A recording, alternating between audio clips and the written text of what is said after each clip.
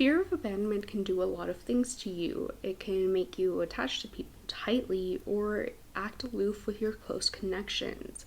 But one thing that's not talked about enough when talking about the fear of abandonment is how it will delay a much needed breakup. This is what we will talk about today. When a relationship that's due for a breakup doesn't happen because being in a relationship, whether toxic or just not working anymore, is better than being alone. Necessary disclaimer for this particular episode is that I will not be talking about physically abusive relationships or domestic violence. You'll get the gist once I start reading the Reddit posts and showing the TikToks, but I will be talking about mentally, emotionally, and financially abusive or toxic relationships. Not about physically abusive relationships, because I don't feel like I'm prepared to talk about that kind of relationship right now. That topic has a lot more nuance, and I want to save it for another episode where I can talk to victims of domestic violence and give them a voice. However, this episode might still give a little bit of insight into why people stay in toxic relationships, and if you are someone who stayed in a toxic relationship, or you know someone who stayed in a toxic relationship but you can't quite articulate why, this might be able to help you find that vocabulary. I'm not sure, but I do know it's worth staying to see if this fits for you. Anyway, hi guys, welcome back to Lily's Little Life Corner, where I, your host Lily, talk about a variety of different things with a bit of an armchair psychology perspective. I pull from my own life experiences, my friends' life experiences, and I use any and all tidbits of psychology I've learned kind of along the way to talk about everything that I do on here. This is to say, I am not a psychologist. I'm just a psychology enthusiast, as I always say. So take everything I say with a grain of salt. However, with every episode, as always, I do my best to research every topic thoroughly, and I will leave all the links that I used in the description and the show notes of every episode. That way you can read along or learn more. I want to start this podcast episode off by showing you 2 TikToks from the same creator. This will set the tone for the kind of relationships that I'm referring to. I'm also going to start this TikTok about a quarter or halfway through because it's a long TikTok, but to give you context, this is a woman who is preparing dinner for her boyfriend's parents. They're in town and she decided to invite them over to her apartment, and she's preparing short ribs for them. She's also cleaning her whole apartment and making an entire delicious meal for her in-laws, and she's working really hard. So also for context, David is her boyfriend and Thomas is her friend. Okay, so I just finished the kitchen. I find it to be very funny how literally a week and a half ago, I don't know, whenever the Giorgio Armani event, I broke up with David. Do you want to know why? Do you want to know why there's no photos of us? Yeah? And there's only a photo of me and Thomas? Because I went up to Thomas and started talking to him, and David got jealous and stormed out, like had a whole temper tantrum, was swearing at me. I was chasing him. I literally looked like Cinderella running away from the ball, but for my prince. And he was like, screw you, all these things. And I was like, you know what? You are a child. I cannot do this right now. So I broke up with him. And then he came back and cried, and I took him back. And now I'm doing all this for his parents while he is on flower and wine duty, and he hasn't been back, and I don't know where the fuck he is, but it is what it is. We're gonna keep chugging, so now I need to vacuum. I'm going to skip ahead to where her boyfriend finally shows up. Remember, his only job is to grab flowers and wine.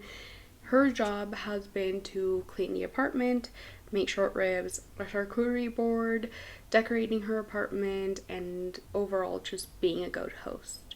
And this is all for his parents. Sorry I didn't document anything else. David showed up 45 minutes before. No flowers, no wine. He did bring a table, but this is the food.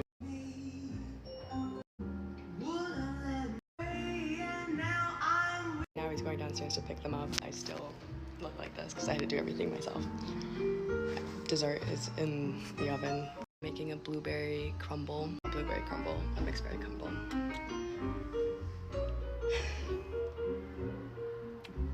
Love my life. Also got presents for all of them, and I had a card for the mom that I did not have time to write, so. It's so It was great. They loved everything. They loved their gifts. David was on cleanup crew, and he's in the bathroom right now. But yeah. Okay, that was it. Bye. Love you. Thankfully, she broke up with him shortly after this TikTok was uploaded, but her breakup TikTok is still a bit disappointing. She's still defending him, so let's take a look at that. Hi. I want to say thank you to all the really sweet comments that you guys have left and videos and everything. I do want to say one thing to the people that went and found my ex-boyfriend's Instagram and left hateful comments. What the fuck are you doing? That's still a person that has feelings. I don't want to perpetuate hate and like that's no. I'm thankful that he doesn't have Instagram anymore on his phone, but I was reporting each one of those comments because that's not respectful. You don't know him, that's still mean, that's not kind. And if any of you guys DM'd him rude things, delete that. That's not okay in any way, shape, or form. That is hate, and I do not want to spread that. It's not ever okay. I just don't know what to do with my life anymore. He didn't pick up his stuff yesterday, so he's gonna come back today.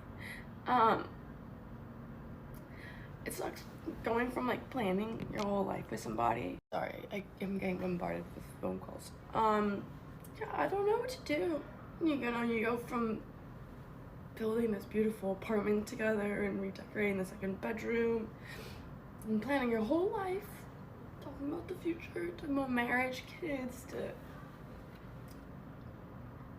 having to not get excited to get their good morning text messages and good night and tell them, like, I know a lot of you guys are like, ugh, break up. It's not that hard. It's not that easy. And yeah, I did it because I knew I had to, because I knew I deserved better, but it's like, I was still my best friend. I was just someone who I spent 8 years with, that we have grown so much together. And I know that this journey is ending for good because I deserve someone better, but it's still hard. And I hope that you guys can remember that, because a lot of your comments are also really mean and they're like directed towards me, and it's like, I'm just a girl trying to figure out my life in the way that you guys are. It was my first truly like serious relationship. It's not easy, and we're all humans and we all have feelings. All I can ask is that you are respectful to not just me but to my ex-partner, and that you don't leave hate comments on their social media or anything. Neither on mine. Someone was talking about my mother on this app. I was about to fight them. I don't even know who they were, but like, don't fucking do that. Anyways, I don't know when I'm gonna post again, but I just wanted to give you guys a little update. And that's it. Okay. Bye. Breakups are hard, like she said, but you can tell she's still mourning what could have been. And this brings me to the first reason why people stay in these kinds of relationships. There have been many documented cases of people changing after a certain amount of time in a relationship. Usually they'll change after a milestone is hit in the relationship. So for example, after you get engaged, or when one or the other becomes pregnant, or once you move in together at a place that shares both of your names on the lease. A lot of this change happens after a sort of guarantee is reached. Having a baby together makes it harder to split. Buying a house or signing a lease together makes it harder to split, and so on. In the case of this TikToker and David, they had been together for 2 years and were planning on getting engaged and having kids, and that's when David's mask probably fell. I can't pretend to know much about David. I don't even know what the guy looks like, but this is something that has been happening for a really long time. Someone will get into a relationship and act very unlike themselves. Then, once they're sure their partner will stay with them for a long time, they'll show their true colors. You probably do this to some extent too, though if you're not a toxic or abusive person, it's much more normal, like farting in front of your significant other once you've spent enough time with them. It's probably not going to be something like using weaponized incompetence against your partner, much like David and many other TikTok boyfriends and husbands do. But with this comes denial. You, as the victim of a toxic or abusive relationship, feel like you've known a really nice person for 2 or 3 years, and suddenly they've changed. Surely they're just having a bad day, or maybe their mental health is really bad at the moment, so you excuse it. You're sure your partner can't be a toxic partner because they weren't like this just a few weeks ago. They absolutely weren't like this when your relationship first started. If they were, you probably would have broken up with them and you wouldn't be engaged to them or living with them. So you stay hoping that they'll go back to their normal self, all the while not knowing that that is their normal self. So when the red flags present themselves, you opt for talking to them rather than breaking up or ending the relationship. And this is reasonable to a certain extent. You don't want to end the relationship because your partner is having a bad day. But when the red flags are consistent and too much to handle, couples counseling isn't going to cut it. At a certain point, you have to recognize that this isn't something that can be worked through, but rather something that will never go away because your partner is just like that. There's nothing you can do to fix the relationship. And this is the case with the Reddit stories that I will talk about today. The first story we will go through is about a 28-year-old woman who is in a marriage with a 30-year-old man. There is so much information that it would take me a whole hour to get through the whole story, so I'll give you the spark notes. Of course, though, I will leave the best Redditor updates with the entire story linked down below for you to check it out in case you want all the details. Special shout out to Scaling Stories on TikTok and YouTube for bringing this story to my attention. Anyway, OP's account, u/throw-ra20261962, posted a post titled, "My 28F husband 29M told me my dad should start abusing me again because it might teach me a lesson. How do I forgive him and move on?" She later deleted the post, but her comments under that post are still there. They paint the picture clearly, and they're how we know the backstory. OP works in the gambling industry and has been for quite some time. She makes okay money, but her husband is the one who brings home significantly more money than her. She says, quote, "We make a very good living for our ages, around $140,000 to $150,000 a year, but 2/3 of that is his income," end quote. According to her and her husband got in an argument when her husband told her that he'd be looking for jobs in a different state.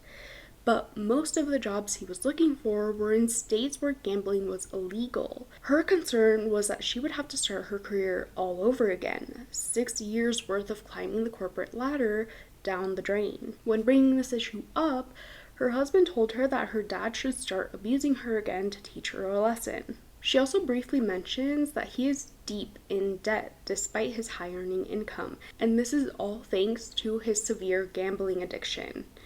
To anyone listening to or reading this story, you might have caught on to a couple red flags already. 1, the husband is using a very vulnerable piece of information against his own wife. 2, OP's husband wanting to drag her away to a different state and with significantly less money points to the start of financial abuse, if he's not already financially abusing her. And 3, he's kind of threatening her by saying that she needs to be beat into following his orders. In my opinion, and the fact that the husband has a gambling addiction and OP works in the gambling industry, these are all things that are worthy of a divorce. The relationship is clearly not compatible. But almost immediately, we see OP defend these actions from her husband. When asked about any similar reactions or previous reactions with other people, she says, quote, "It's actually funny that you mention his bosses because he does lash out at them as well. However, frankly, it's justified because he got approved for FMLA due to his health, and his boss recently put him on a financial probation for the FMLA days he took, with intent to fire him if he takes one more day off. That's insanely illegal, so now he's taking legal steps, and I know it's putting him in an even worse mental state.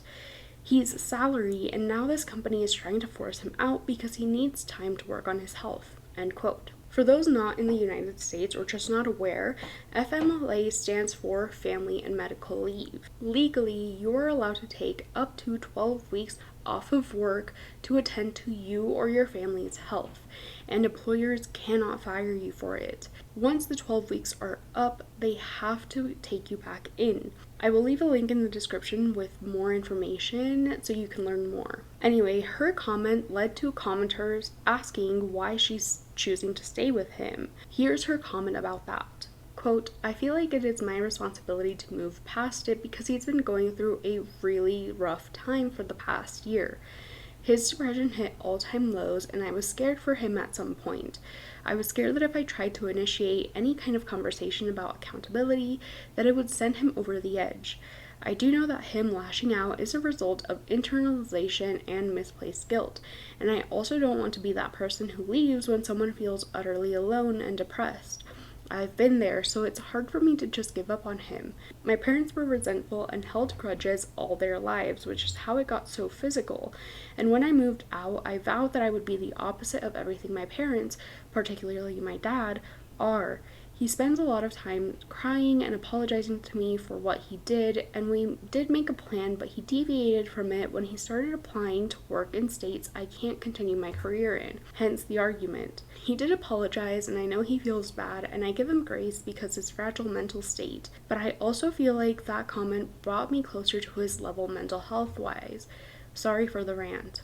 She also said that they've both been going to therapy individually and that she scheduled an appointment to marriage counseling, as well as presented him with a postnuptial agreement to protect her credit score. She says that their finances are split, so she will not inherit any of his debt if they were to split, but she wanted to make him sign a postnuptial agreement just to further protect her assets. He agreed to sign the papers, but as of the making of that comment, he hadn't yet.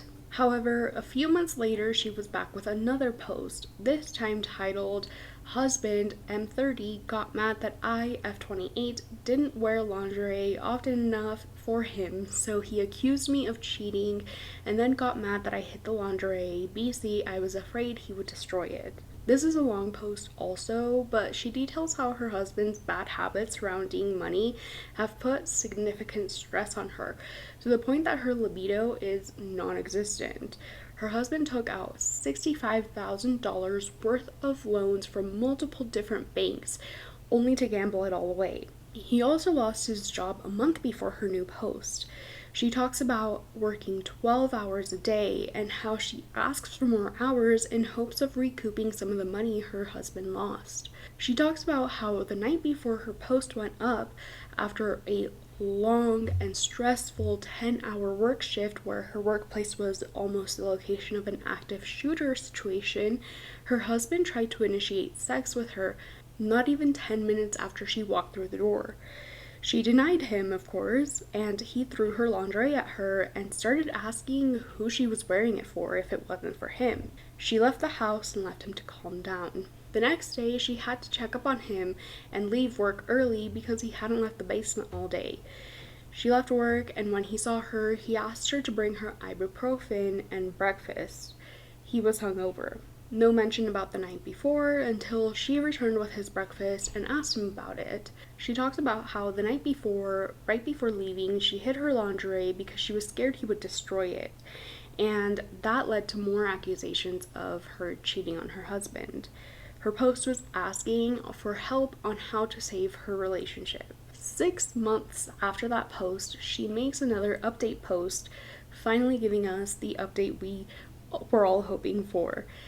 She had filed for divorce and had left her husband. She vaguely implies that an incident with a firearm motivated her to leave their state and file for divorce, though no specific details about who was holding the firearm or what exactly happened were shared.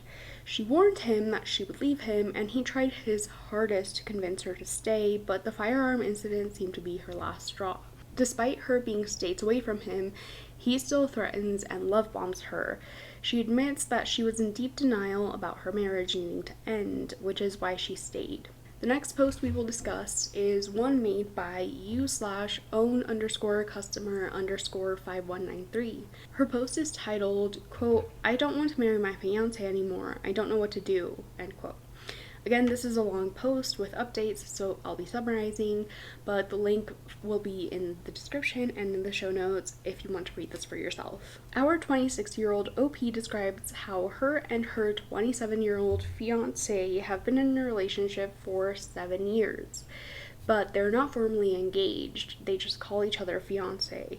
This was a choice that Mark, her boyfriend, made. She talks about how the past 2 years she had been the only one to do any chores around the house, and they included yard work and taking care of their dog. Chores that would normally be considered chores for men, or chores that men usually agree to work on to avoid other chores. On top of that, they hadn't had sex in a long time because he resorted to watching porn. She felt completely ignored and unloved by him. Unfortunately, though, she became pregnant. He found the pregnancy test right before they broke up. She says that they used protection and she was on birth control, so he accused her of cheating after calling her a selfish bitch for breaking up with him. When she confronted him, he got violent, their dog bit him, and the police were called. In an update, she talks about how abuse she previously experienced was very influential as to why she stayed. She says that abuse becomes normalized, and anything that is abuse but is not physical abuse can be easily dismissed if you grew up around domestic violence. Emotional, financial, and mental abuse are all excused because they're not violent, at least not in the way that we think of violence. So it's easier to digest it and try to figure out a way through it instead of a way out of it. This brings me to the second reason someone might stay in a toxic relationship. Like both of our OPs said, previous childhood abuse and experiencing domestic violence makes it easier to defend lazy or toxic partners. I once saw a quote that summarizes this phenomenon, though I can't remember who said it, but it was something along the lines of violent men open the doors for incompetent and lazy men. Of course, this ended up not being the case with the last OP because her ex did end up getting violent, but experiencing previous violence does make you more prone to ignoring crucial red flags that point to your partner being an awful person. And again, to reiterate, there are varying levels of awful partners. There are partners who cheat, partners who use weaponized incompetence to force you to do all the housework, partners who yell at you, partners who punch walls or destroy their things when they get angry, partners who hit you, partners who manipulate you, the list goes on. Eventually, some behaviors escalate to more violent behaviors, and you should be wary of those. If your partner punches walls or destroys their things or your things when they're angry, they will eventually resort to hitting you, your pets, or your kids. However, before those behaviors escalate and become violent, red flag behaviors can be deceivingly easy to excuse. Weaponized incompetence can be used as maybe my partner truly doesn't know how to take out the trash, and that's why they're making me do it. Or maybe my partner really doesn't know how to change diapers, even though the nurse taught both of us how to do it. Yelling at you or using a vulnerable piece of information against you, as we saw in the first Reddit post, can be excused as, oh, my partner's just having a bad day. And like we saw in the first post as well, gambling away massive amounts of money can be easily excused as my partner's mental health is bad and I need to support them. They're not seen as behaviors that can't be fixed easily, but rather behaviors that you can work through in therapy. And some of these behaviors you can work through in therapy, such as a gambling addiction, but other behaviors might not be worth it. It's another form of being in denial about the status of your relationship and your partner's intentions. It can also be another form of being in denial about where you stand and what your role is, not only in your relationship, but also in society. This brings me to the third reason why someone might stay. Being in a relationship raises your status in today's society. To introduce this topic, I want to show you a TikTok of one of my favorite TikTok creators, Pink Bins, or also known as Michi. After the election ended and all these women had to come out and say I had to break up with my conservative, right-wing, Trump voting husband, boyfriend, partner, etc., and everyone was so shocked of like, how could you not know any of your partner's political affiliations, political opinions for this long? It's just like, I think we're underestimating how many heterosexual relationships are nothing but surface level relationships. It's unfortunately very, very normal for heterosexual relationships to be nothing but surface level transactions, really. It's actually very not normal to not be interested in your partner's hobbies, be invested in intimate details on their lives, their friends, their family, understand the media that they're watching, watch things with them, go to the movies with them and enjoy it. Like, these things are very, very normal in relationships, but I feel like in heterosexual relationships especially, these things are merely transactional behaviors. Like, yeah, babe, I'll watch this stupid movie that I have no interest in with you because you're buying me dinner later, but not because I'm genuinely invested or interested in any of the things that you're interested in or want to understand you on a deeper level in the art that you consume. I don't think queer relationships are especially more intimate because they are of the same gender identity, but there seems to be less of this idea of transactional behavior inside of queer relationships because I think heterosexual relationships seem to have some sort of status quo that they must upkeep at all times in order for the relationship to be somewhat successful. This obviously doesn't apply to all queer relationships, but I think that within queer communities, there is more sense of identity for each person involved in their relationship. Because when you're already ostracized and put in an other category by society, it's a lot easier for you to delve into your weirder hobbies, weirder interests, the weirder things that you genuinely like to enjoy in life, therefore making you a lot more of a unapologizing person for a partner. It almost ties in back to the same idea that a lot of more conservative or right-leaning men will just completely leave out their political affiliations on dating apps or just straight up lie and say that they're liberal in order to gain more attention from women, because at the end of the day, women in heterosexual society are really just seen as trophies or achievements for a lot of men. When girls and boys are separated their entire lives to socialize within only their own communities, girls with girls and boys with boys, and anytime they do intermingle, it has to be in some sort of weirdly romantic or sexual way. Like, ooh, Timmy has a friend that's a girl, watch out, he's gonna break her heart. And they're like 5 years old and they don't even understand the alphabet yet. It's easy to see why these relationships inherently become transactional in adulthood. Men and women are groomed to inhibit extremely different behaviors from the moment that they're born. They consume different media, they understand different societal expectations. They're put in different sectors and point of views in society. So I don't understand how we're supposed to make it seem like we know anything about each other in adulthood. Instead, men and women have to be the perfect archetype for the opposite gender that they're trying to lure in. And to be that perfect archetype, sometimes you sacrifice a lot. Your interests, your hobbies, your music tastes, your fashion, and ultimately your political opinions.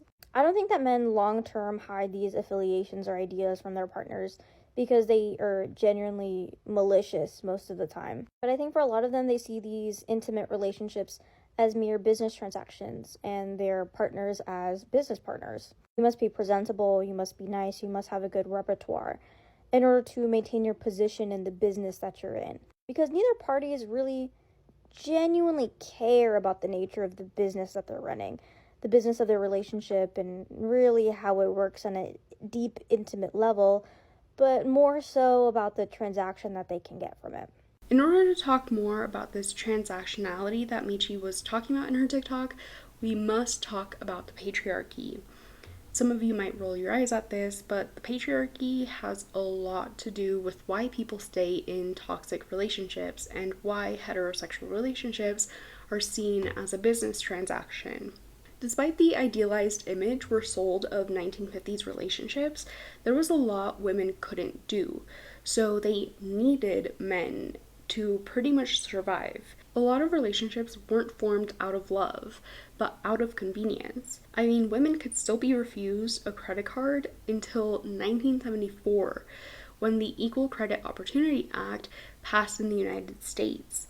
And women who could open a line of credit before then were asked to bring a man with them, regardless of their relationship status. They either had to bring their husband, brother, or dad to co sign. And relationships weren't just convenient for women. Men had to rely on women to keep up their house and image. An unmarried man with no wife or children to go home to at the end of a long workday was seen as a threat to American society, and I'm not joking. After World War II, women were fired and kicked out of the jobs that men were forced to leave once they went to war. The need for war materials increased during World War II, and since men were overseas, women had to take over this role. But then men returned from the war and found themselves jobless, so they kicked out all the women and put them into what we now see as jobs suited for women. This led to major societal restructuring, and during the 1950s, we saw how women were portrayed as merely housewives. Women's fashion went from pants during the 1940s to dresses during the 1950s. Women's role in the workforce went from taking their place on the production line to taking their place as waitresses, nurses, and teachers. Again, jobs we now associate with women. Media during that time also started changing to support and uphold these new roles. This is where we see the increase in shows like I Love Lucy. Women were told to take care of their homes, husbands, and children, and stay in their lane. And men were told to take care of American democracy. It sounds kind of silly, but the Red Scare, aka the fear of communism, and the Soviet Union's ability to create things straight out of science fiction novels really scared Americans. Communism was deadly to American imperialism, so in order to keep everyone in line, TV shows and media started telling everyone that the only way they could defeat evil communist leaders was by becoming a cog in the machine and participating in capitalism. So while women tended to the home, men were supposed to work Monday through Friday from 9 to 5. Of course, we now know that communism isn't as evil as was portrayed during the Red Scare, and that a lot of that propaganda was just that. We also now know that the only reason communism wasn't successful in so-called third world countries was because of American interference. Coups were organized to overthrow very popular communist presidents and presidential candidates, especially when those popular presidential candidates threatened the profits of American companies. Just look up what happened to Jacobo Arbenz, Guatemala's communist president, after he tried to prevent a very popular banana company, the United Fruit Company, from exploiting Guatemalans and their land. But during that time, and especially with the Cold War on the rise, American citizens were very scared. It was widely known that the Soviet Union had much more sophisticated technology than America had. They had sent a satellite into orbit before the US could. They sent a man to space before the US could. And before conspiracy theorists used this as a, see, I told you the moon landing was faked, you must know that the only reason the moon landing even happened was because of a black woman. But that's never talked about in these kinds of circles because, for some reason, conspiracy theories and racism go hand in hand. But I digress. Because American citizens were scared of communism and the Soviet Union, it was much easier to trick them into locking themselves in these very restrictive gender roles, which is why queer relationships differ from heterosexual ones in this department, like Michi said. It's a lot easier to deny these strict gender roles when you're already denying heterosexuality. Society tried to put you in a box, but by accepting that you're not the default sexuality, you've broken down one wall of this box that was built around you. What's to stop you from breaking down the other walls? But anyway, it wasn't financially worth it for capitalism if women had rights. And to a certain extent, that's still true to this day, despite all the ads these companies run during Women's Month. So, if women were stuck in their homes and men worked themselves to the bone, capitalism could thrive and communism would disappear. And Americans were all too happy to trap themselves in these boxes if it meant that the Soviet Union and other enemies of the United States fell. We still see how these imaginary boxes are shaping society to this day, especially with the rise of tradwives. If you scroll through the content of these tradwives like Ballerina Farms or Nara Smith, you'll inevitably come across random women commenting that they hope to someday make this their lives. And if you pay attention to what these women are actually saying, you'll come to realize that they don't want a beautiful and fulfilling love life. They want financial stability and to be seen as something other women look up to. I don't necessarily blame them, and I don't think many of you could blame them either. The economy right now sucks, and many of us would like to live for free, as it were.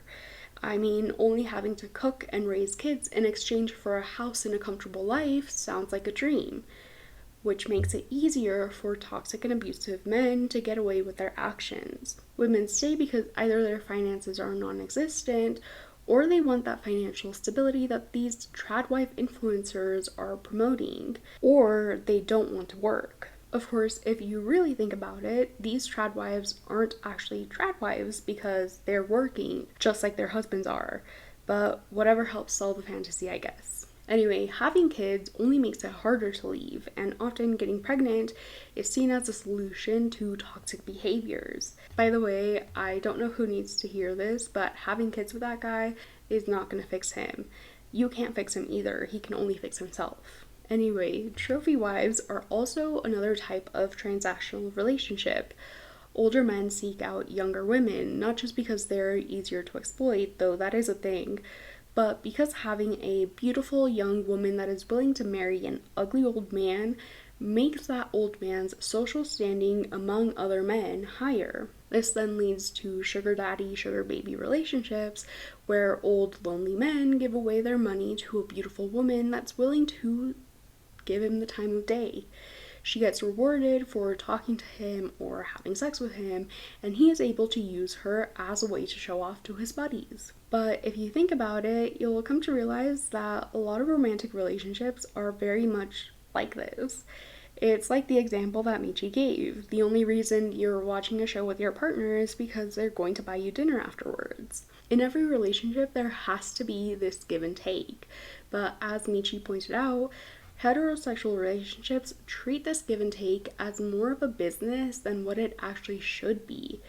Give and take in relationships ideally should be about deepening your understanding of your partner. But just scrolling on the many relationship subreddits will tell you that most heterosexual relationships end up treating even sex as a chore and something that has to be done in order for a relationship to succeed. And this brings me to the next reason. Sometimes the sex is too good to leave. Again, I don't know who needs to hear this, but sex is never good enough to sacrifice your sanity.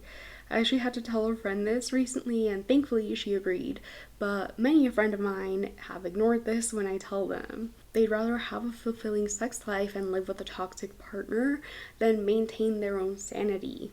I don't care how good the sex is. If your partner is showing red flags, you will have to leave before their toxic behaviors escalate. And like I said before, you can't fix someone if they don't want to be fixed. No amount of withholding sex from your toxic partner can fix them if they don't want to fix themselves. Even if you break up with this toxic person, you can't then go back to him whenever you want to have sex. I shared a TikTok about this kind of thing in my last episode, and though I don't agree with everything that creator says on her platform, in fact, I disagree with a lot of her content, she's right when she says that too many women are willing to give up their freedom for good sex. Sure, it might feel like finding a unicorn when you find a man who can successfully locate the clit, but is sex actually worth sacrificing your mental health and sanity and financial freedom? Before you answer that, think carefully. I have, unfortunately, friends who depend on physical intimacy to be happy, and who would happily and quickly say that good sex is worth staying in a toxic relationship because they just don't trust their friends enough to give them that physical intimacy. And I've had to part ways with most of those friends, but I'll talk about why a bit later. But moving on, these are the kinds of people whose love language is touch. They get sad when they don't have anyone they can cuddle with, or kiss, or have sex with. So instead of leaving a toxic partner, they stay with them because they get depressed if they're alone. Which brings me to another very popular reason that kind of ties into the status quo reason. Again, I've talked about incels in the past, but a lot of their ideology isn't just limited to them. It's not just incels that believe that a single person has less social worth than a person that's in a relationship. And just like incels, many of these people see themselves as worthless, bottom of the barrel scum, unless they're in a relationship.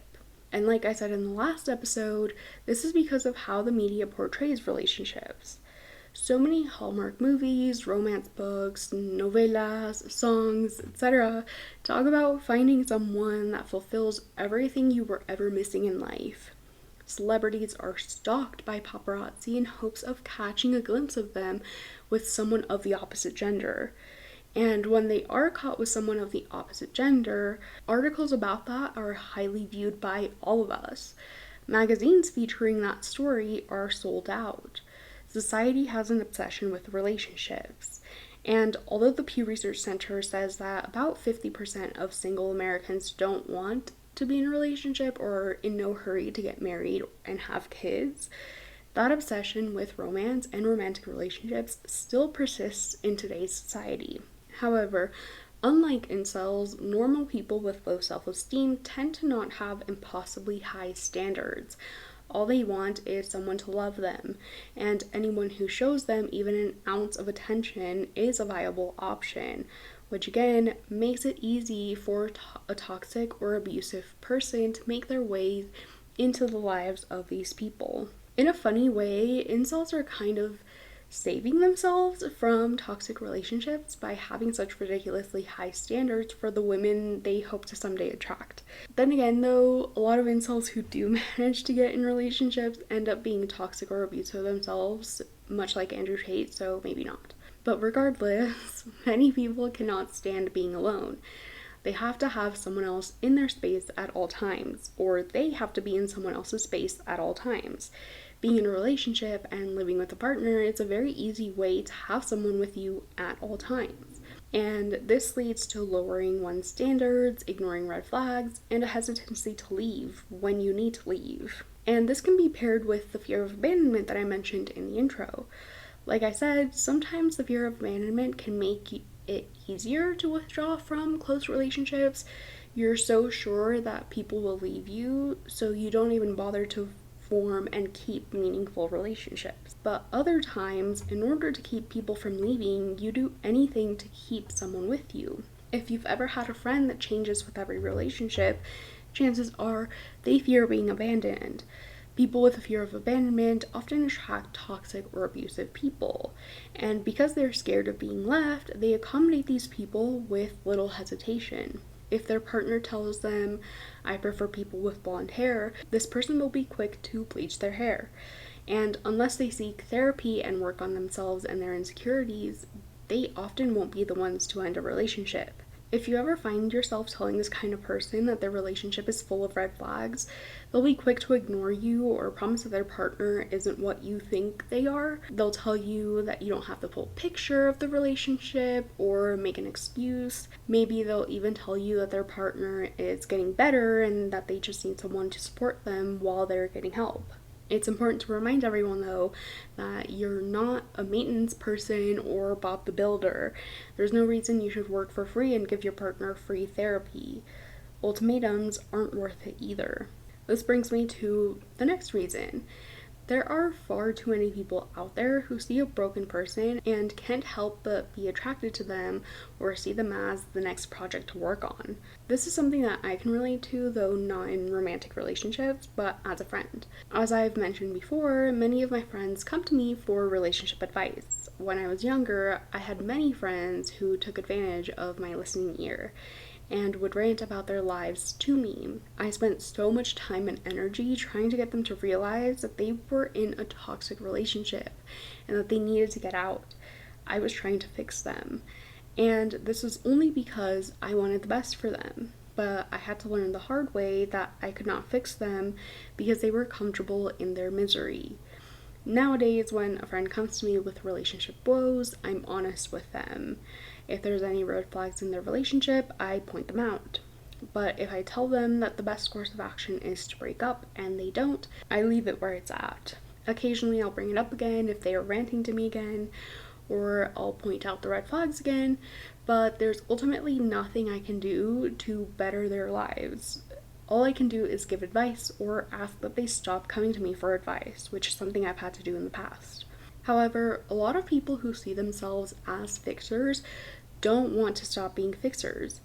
There's something in it for them, besides the mental and emotional exhaustion that is, and they find worth in being a support system for broken people. It's a bit creepy and weird and reminds me of groomers and manipulators. But these fixers often come from broken homes themselves and feel like they owe it to their loved ones to steer them in the right direction. Sometimes, as was the case with me, they try and fix others to delay fixing themselves. Again, I must reiterate, you are worth more than being a fixer for everyone else. Sure, it feels good when you finally get your friend or partner to realize that they need help, and it feels even better when they listen to you and go to therapy. But realistically, how often does that happen? In my experience, it doesn't happen often enough for it to be worth it. And realistically, if your partner or friend were to get help, would you stay with them and continue being their friend or their partner, or would you seek out another person to fix? Like I said, people are too comfortable living in their own misery to make change happen. Focusing on fixing yourselves saves you so much time and energy. I still want the best for my friends, but I've channeled all that energy into creating this podcast. I'm still trying to help people realize they're worth more than a toxic relationship, but I've distanced myself significantly. I'm not having to have a face-to-face conversation with you. I don't know what's going on in your lives. It's up to you to take what I'm saying and use it to better your life if that's what you feel you need.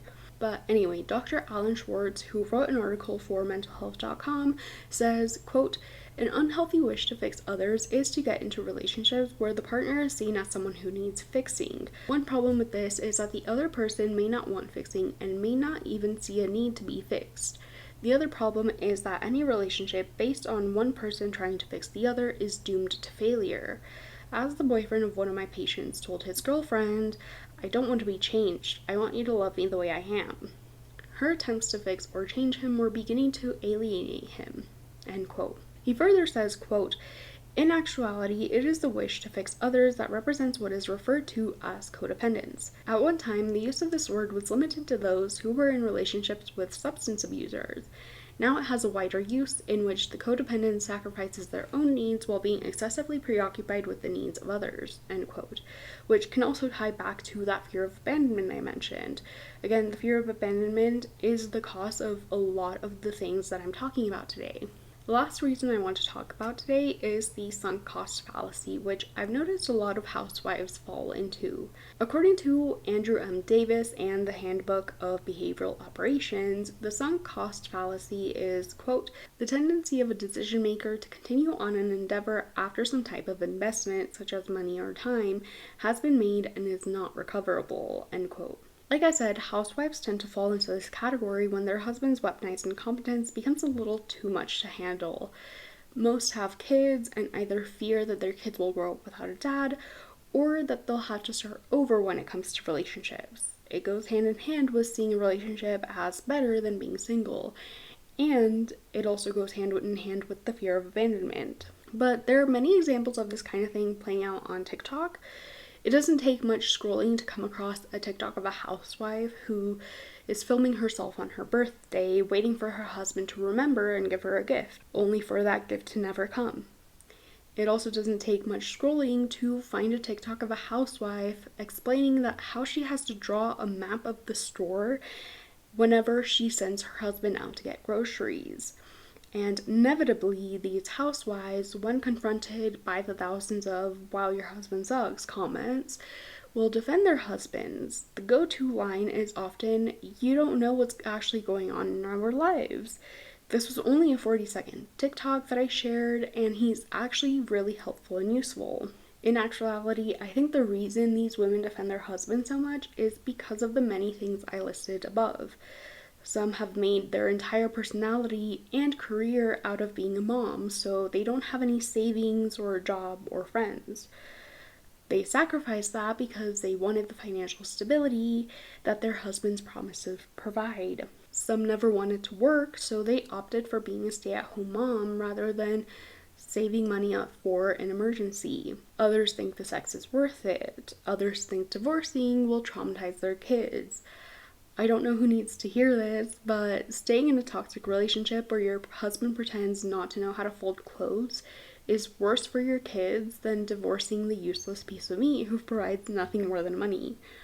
But anyway, what a lot of these housewives with useless husbands also have in common is that they feel they've invested too much time and energy in finding, seducing, and keeping a man worthy enough to marry. And they've spent even more time and energy in fixing that man up. It's not worth it to these housewives to divorce their husbands and start all over again. They fear that if they start all over again, they'll be met with yet another useless man. They've exerted far too much energy on one man and don't have enough energy to start over. And this also has to do with the status quo thing I mentioned before. You and I can say, well, you don't have to start over in the relationship department. You can be single.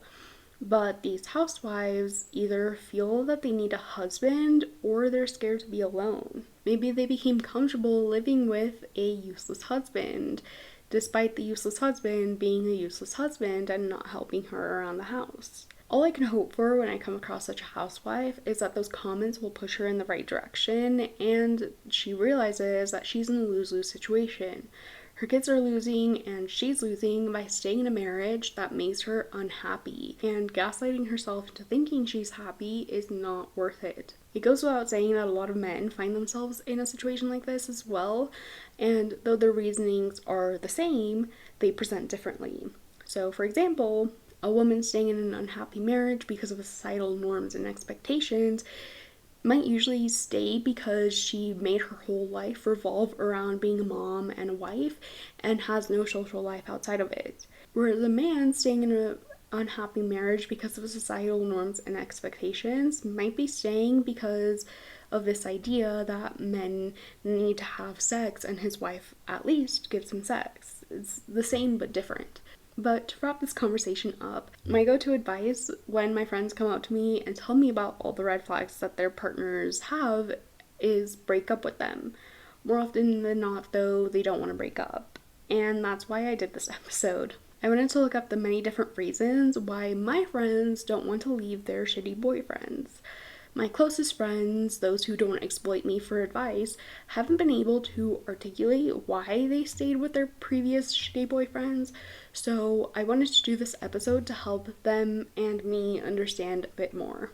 Anyway, there are many reasons why someone will choose to stay in a relationship, many more that I didn't even get to touch on. One of my friends stayed with a shitty boyfriend because renting an apartment all on her own was more expensive than splitting rent.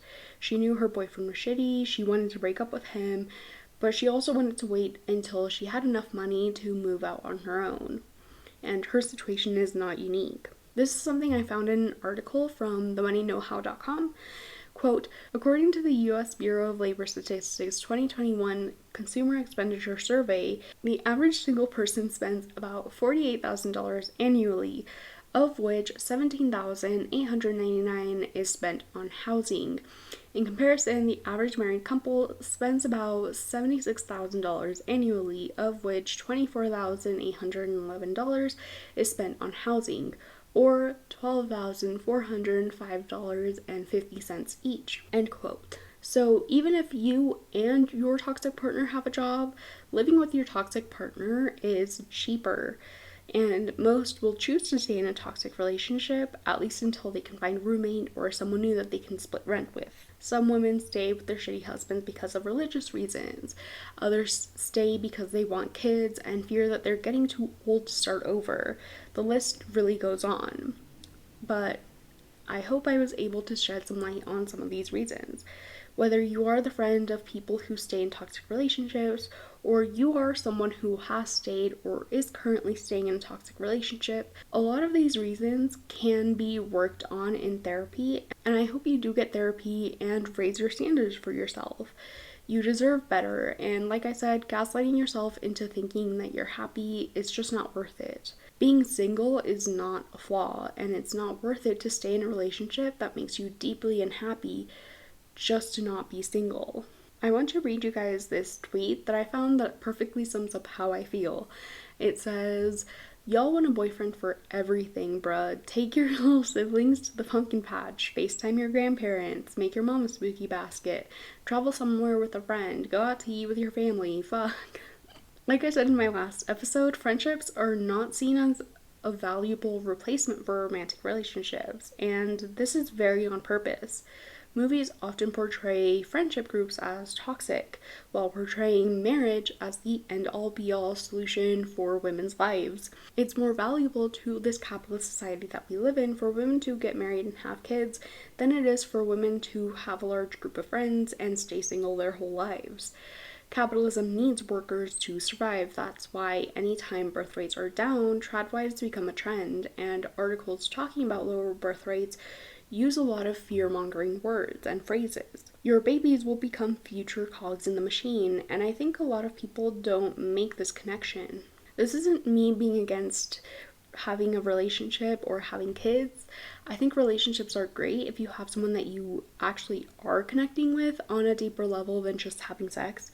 However, I am against this idea that humans need a romantic relationship to thrive. I haven't been in a romantic relationship my whole life. It doesn't make me less worthy of whatever arbitrary thing I'm supposed to have by being in a relationship. It also doesn't mean I'm not thriving.